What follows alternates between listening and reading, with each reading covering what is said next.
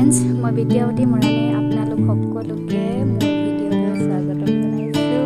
আৰু আজি মই আপোনালোকক দেখুৱাম কালি হৈ যোৱা সৰস্বতী পূজাৰ বিশেষ কেইটামান দৃশ্য। বলকচোন চাওঁ আমি কেনেদৰেনো সৰস্বতী পূজা পালন কৰিলোঁ। এয়া ভিতৰৰ দৃশ্য, এয়া সৰস্বতী মা। আমি সকলোৱে ধূপ ধূনা জ্বলাই প্ৰাৰ্থনা কৰিলোঁ। ধূপখিনি প্ৰায় জ্বলি জ্বলি শেষেই হৈ গৈছে। আৰু এয়া ষ্টুডেণ্টবোৰে খাবলৈ বহি লৈছে। খোৱাৰ সময় আহি পৰিছে। প্ৰাৰ্থনা আদায় শেষ কৰাৰ পিছত সকলোৱে আশীৰ্বাদ ল'লে, আমিও ল'লোঁ।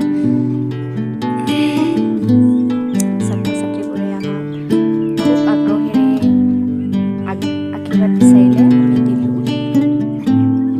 এয়া এগৰাকী ছাত্ৰী আৰু ছাত্ৰ। এয়া প্ৰসাদ।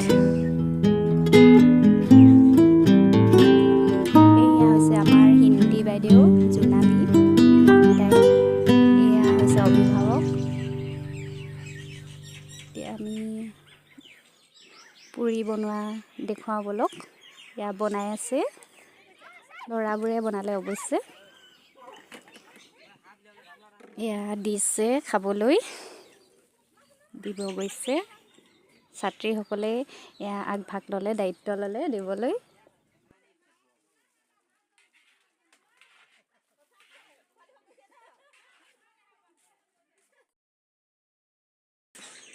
এয়া অভিভাৱকে খুব ব্যস্ত হৈ পৰিছে।